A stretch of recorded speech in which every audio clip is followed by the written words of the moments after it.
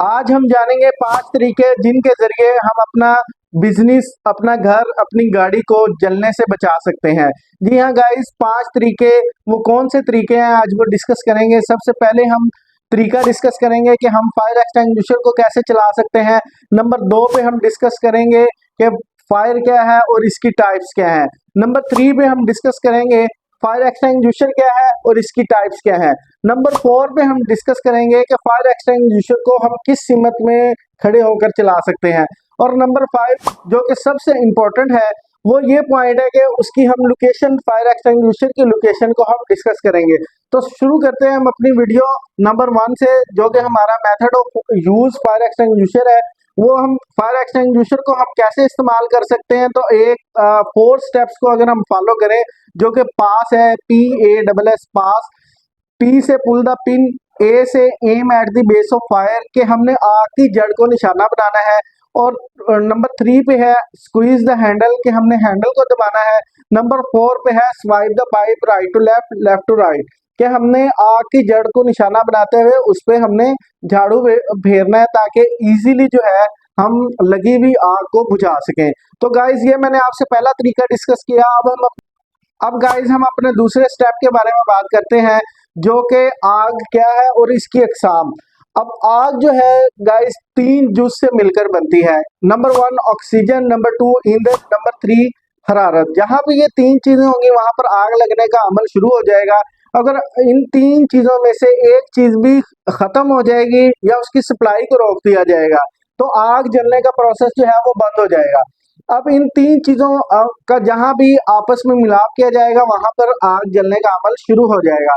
अब आग की कुछ क्लासिफिकेशन की गई है ताकि हम बआसानी इसको, जहाँ पे इमरजेंसी सूरत में फायर होगी है वहां पे हम अप्लाई करके, फायर एक्सटिंग्विशर अप्लाई करके इजीली उस आग को बुझा सकें, इसलिए फायर की क्लासिफिकेशन की गई है।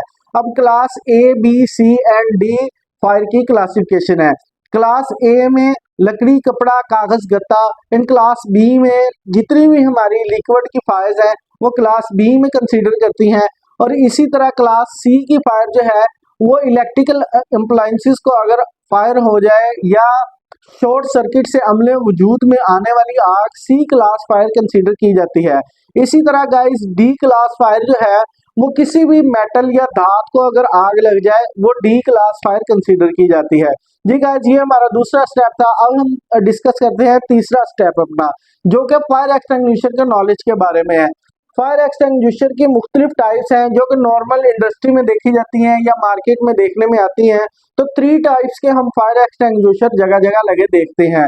सबसे पहले AFFF फायर एक्सटिंग्विशर, नंबर 2 पे है हमारा DCP फायर एक्सटिंग्विशर, नंबर 3 पे है हमारा CO2 फायर एक्सटिंग्विशर। तो गाइस सबसे पहले बात करेंगे AFFF फायर एक्सटिंग्विशर। ये हमारा aqueous film forming form material में फायर एक्सटिंग्विशर मौजूद होता है। जब हम इसको किसी भी फायर पे अप्लाई करते हैं तो ये आग के ऊपर एक लेयर बना लेता है, झाग की लेयर बनाता है, जिससे ऑक्सीजन की सप्लाई रुक जाती है और आग जलने का प्रोसेस जो है वो बंद हो जाता है। तो गाइस याद रहे, कभी भी हमने इसको इलेक्ट्रिकल की फायर के ऊपर अप्लाई नहीं करना। चूंकि हमारी बिजली, हम बिजली के ऊपर पानी चलाएंगे तो हमें नुकसान हो सकता है, इसलिए हम इसे कभी भी बिजली की आग पे अप्लाई नहीं करेंगे।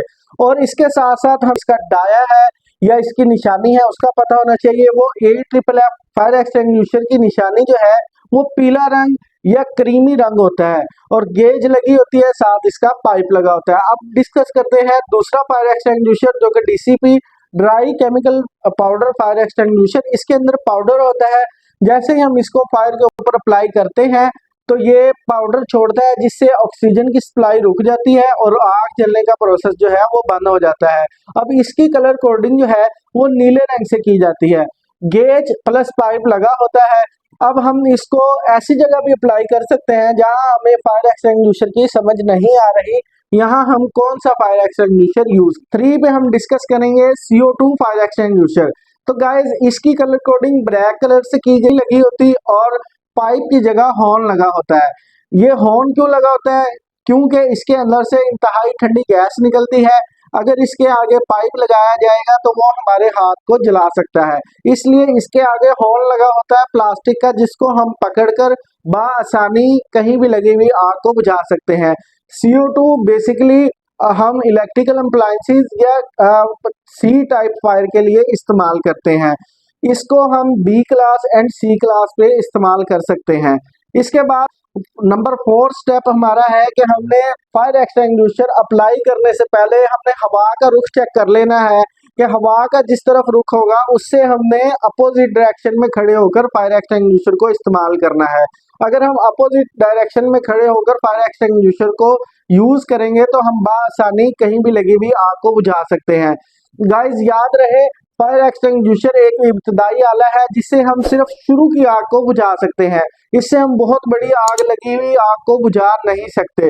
तो गाइस आखिरी जो चीज है वो सबसे जरूरी चीज है कि हमने फायर एक्सटिंग्विशर की लोकेशन कहाँ बनानी है। एक्सेस हमारी लोकेशन जो है वो हमारी एक्सेस में होनी चाहिए, ना कि हम किसी चीज की सपोर्ट के पीछे, या फायर एक्सटिंग्विशर की लोकेशन कहीं ऐसी जगह बना दें जो कि हमारी एक्सेस में ना हो, या उसके आगे कहीं पे अगर हम मटेरियल रख दें तो वो हमें फायर एक्सटिंग्विशर नजर ही ना आए, या कहीं पे ऐसी जगह हम बना दें जहाँ पे अंधेरा रहता हो तो फायर एक्सटिंग्विशर अगर हमें नजर नहीं आएगा या हमारे किसी साथी वर्कर को नजर नहीं आएगा तो वो इब्तदा में शुरू की आग जब लगेगी तो उसको फायर एक्सटिंग्विशर इस्तेमाल ना किया तो आग बढ़ के बहुत बड़ी आग की शक्ल अख्तियार कर सकती है, जो कि फायर एक्सटिंग्विशर की लिमिट से बाहर चली जाती है। इसलिए नंबर 5 स्टेप बहुत जरूरी है, इसको हमने फॉलो करना है और फायर एक्सटिंग्विशर हमें ऐसी लोकेशन में लगाना है कि वो इजी हमारी एक्सेस में हो। अगर आपको मेरी वीडियो अच्छी लगी है तो लाइक करें, कमेंट करें, सब्सक्राइब करें।